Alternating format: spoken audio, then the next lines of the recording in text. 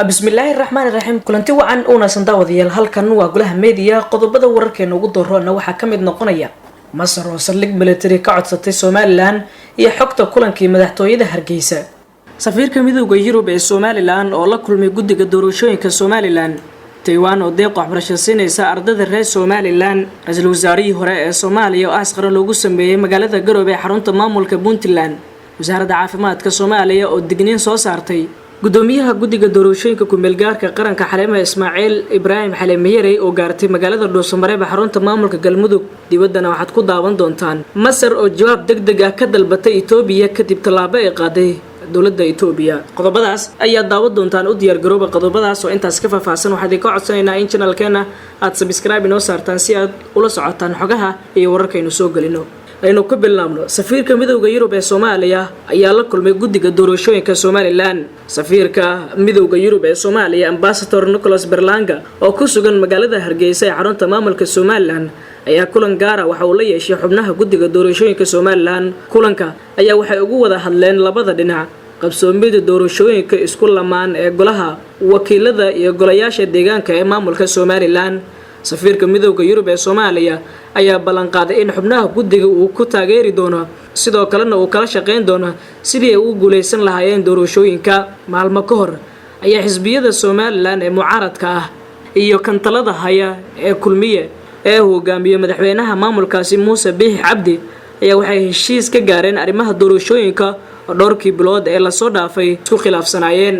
dhanka kale masar ayaa saldhig militari ka codsatay somalilan toddobaadkan bilowgiisa waxaa magaalada hargeysa tegay wafdi sare oo ka socda dalka masar gaar ahaana ay ka mid ahayeen safiirka masar ee dalka kenya diblomaasiga ugu sarreeya arrimaha militariga u qaabilsan wasaaradda gaashaandhigga ee saldhigiisu yahay dalka kenya sarkaal sare oo ka tirsan sirdoonka qaahira mid ka mid a ehelada madaxweynaha masar una qaabilsan xagga ciidamada oo muddo dheer ka tirsanaa wasaaradda gaashaandhigga waxay la kulmeen madaxweynaha somalilan muuse biixi cabdi oo uu weheliyo wasiirka arrimaha gudaha taliyaha sirdoonka iyo kan gaashaandhigga siday xaqiijiyeen ilo wareedyo diblomaasiyadeed wafdiga oo isugu jiray diblomaasiyiin iyo saraakiil ciidan oo ka tirsan militariga masar waxay xukuumadda somalilan usoo bandhigeen in saldhig militari ka samaystaan xeebaha waqooyi ee somalilan iyaga oo booqday qaar ka mid a dhulalka xeebta magaalada berbere iyo gobolka awdal meelo ka mid ah somalilan waxay soo jeedisay waxyaabo ay doonaysay in laga caawiyo sida horumarinta korontada horumarinta biyaha kalluumaysiga iyo waxbarashada waxaana ku jira in baasaboorka somalilan uu noqdo mid ay ardayda iyo dadka socdaalayaba ay ku tegi karaan dalka masar xogtu waxay caddaynaysaa in somalilan u bandhigtay masar in labada dhinac ay isdhaafsadaan wakiilo diblomaasiyadeed kuwaasi oo saldhigoodu noqon doonaan nooc la mid a safiirada caalamka ayna kala joogaan hargeysa iyo qaahira taasi oo weli ku jirta marxaladda bilowga maamulka somalilan ayaa waxay ogolaadeen inay bixiyaan saldhigan military laba meelood oo kala ah saylac iyo agagaarka berbera ayaana ah meelaha ay calaamadeeyeen wafdiga masar oo ay la socdeen xubno sare oo qaabilsan arrimaha dhulka si weyna u daraaseeya marxaladaha iyo goobaha ku habboon saldhigyada ciidamada tallaabada hargeysa ayaa waxay walaac ku abuuraysaa itoobiya oo iskaashi dhowlo leh dhinacyada dhaqaalaha iyo amniga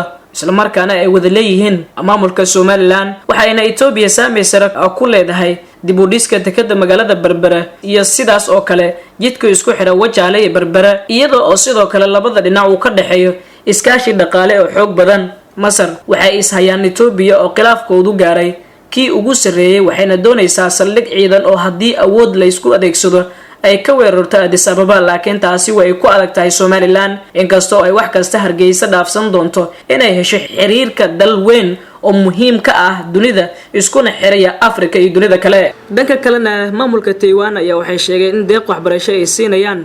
ardayda maamulka somalilan wasaaradda waxbarashada ee maamulka somalilan oo arrimahaasi ka hadlaysa waxay sheegtay inay gudoomeen deeq waxbarasho oo taiwan dhankeeda kaga timaada taasi oo lagu talagalay ardayda maamulka somalilan waxay sidoo kale xuseen in xiriirka ka dhexeeya maamulka somalilan iyo taiwan uu yahay mid aad u hagaagsan isla markaana mar walba ay labadan maamul ka wada shaqayn doonaan sidii ay iska kaashan lahaayeen maamulka somalilan iyo taiwan ayaa waxa ay gaareen heshiis horumarineed iyadoo la filayo in taiwan mashaariicyo badan ee ka fulisa maamulka somalilan maamulka taiwan ayaa waxa ay yihiin qayb ka mid ah dalka shiinaha taasi oo madax banaani raadinaysa dowladda Shiinaha ayaana dhawaan ka soo horjeesatay aqoonsi ay raadinaysay Taiwan. dhanka kale wararka aynu helayno ayaa sheegaya in Xaleema Ismaaciil Ibraahim Xaleema Yare gudoomiyaha guddiga ku-meelgaarka ee doorashooyinka qaranka ay gaartay magaalada Dhuusamareeb ee xarunta maamulka Galmudug. safarka Xaleema Yare ee ku tagtay magaalada Dhuusamareeb ayaa ku qatama ka qaybgalka wajiga labaad ee shirka madaxda maamul goboleedyada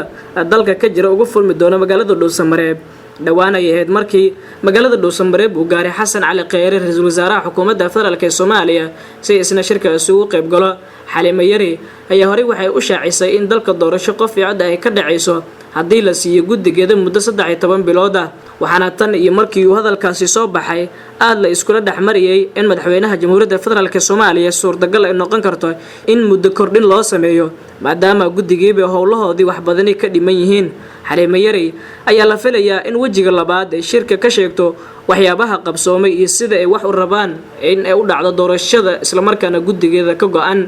waxaana la filayaa sidoo kale in madaxweynaha jamhuuriyadda federaalka Soomaaliya Maxamed Cabdullaahi Farmaajo uu gaaro magaalada Dhuusamareeb si shirka madaxda maamul goboleedyada dalka ka jira ee Dhuusamareeb ugu furmi doono ugu qayb galo. hore waxa uu soo gabagaboobay wajigii koobaad ee shirka madaxda maamul goboleedyada dalka ka jira iyadoo warmurtiyeed laga soo saaray, waxaana la filayaa in wajiga labaad ee shirkaasi uu Dhuusamareeb ugu furmo, waxaana ku soo biiraya madaxda ugu sareysa jamhuuriyadda federaalka Soomaaliya sida Xasan Cali Kheyre ra'iisul wasaaraha xukuumadda Soomaaliya iyo madaxweynaha jamhuuriyadda federaalka ee Soomaaliya. wali waxaad la socotaan warkeena golaha media. asqaran ayaa loo sameeyay ra'iisul wasaarihii hore ee Soomaaliya magaalada Garowe. waxaa maanta asqaran loogu sameeyay ra'iisul wasaarihii hore ee dowladda ku-meelgaarka ahayd Cabdiqaasim Salaad Xasan Abshir Faarax, kaasi oo dhawaan ku geeriyooday dalka Turkiga. ka hor inta aan la duugin meedka marxuumka ayaa waxaa salaadii janaasada lagula tukaday garoonka diyaaradaha Aadan Cadde ee magaalada Muqdisho, waxaana ka qayb galay madaxweynaha jamhuuriyadda federaalka ee Soomaaliya, madaxweynayaashii hore ee Soomaaliya, xubno ka tirsan labada gole ee dowladda iyo mas'uuliyiin kale. madaxweynaha ayaa markii ay soo idlaatay salaadii janaasadu waxa uu si gaar ah ugu tacsiyay qoyska marxuumka oo qaar ka mid ah ay kula kulmeen janaasada, isagoona alla ugu baryay samir iyo iimaan marxuumkana jannatul firdaws uu rabbi ka waraabiyo. markii la geeyay magaalada Garowe meedka marxuumka ayaa waxaa aaskiisa ka qayb galay ra'iisul wasaaraha Soomaaliya Xasan Cali Kheyre, gudoomiyaha aqalka sare Cabdi Xaashi Cabdilaahi, madaxweynayaasha shanta maamul goboleed dalka ka jira, siyaasiyiin iyo mas'uuliyiin kale oo ka raacay gudaha magaalada caasimadda ee Muqdisho meedkiisa. dhammaan madaxdii ka qayb galay aaska marxuum Xasan Abshir Faarax ayaa waxay sheegeen in uu ahaa halyay wax badan dalkan ka soo qabtay isla markaana kaalin weyn ka soo qaatay midnimada dalka Soomaaliya. Allah u naxariistay marxuum Xasan Abshir Faarax wuxuu ku dhashay magaalada Muqdisho sanadkii 1943 1973 waxaa loo magacaabay duqa magaalada Muqdisho isagoona ahaa maayarkii ugu da'da yaraa ee xilligaas. sidoo kale 1998 Xasan Abshir Faarax Allah u naxariistay wuxuu ka mid ahaa aasaasiyaashii dowlad goboleedka Puntland, halka sanadkii 2001 ee dowladda Carta Jabuuti lagu soo dhisayay ee madaxweynaha ka ahaa Cabdiqaasim Salaad loo magacaabay ra'iisul wasaare. wasaaradda caafimaadka xukuumadda federaalka Soomaaliya ayaa digniin soo saartay war-saxaafadeed ka soo baxay wasaaradda caafimaadka iyo daryeelka bulshada ee xukuumadda Soomaaliya ayaa lagu sheegay in qof kasta oo dalka ka dhoofaya uu shahaado caafimaad ka qaadan karo oo kali ah shaybaarka qaranka. wasaaraddu waxay cadeysay in xarunta shaybaarka qaranka ee Muqdisho ay haysato aqoonsiga baarista COVID-19 isla markaana leh tixraac iyo sumadda shaybaarka dhexe. wixii intaasi ka soo hara waxay wasaaraddu u aqoonsan tahay waxba kama jiraan, sidoo kalena baalmarsan hanaanka baarista safmarka COVID-19. bayaan ka soo baxay wasaaradda caafimaadka ayaa sidoo kale lagu xusay in wasaaraddu diyaarisay hab online oo lagu hubinayo in qofka wata shahaadada uu ka soo qaatay shaybaarka dhexe oo lagu diyaariyay garoonka diyaaradaha Aadan Cadde ee magaalada Muqdisho. wasaaradda caafimaadka xukuumadda federaalka Soomaaliya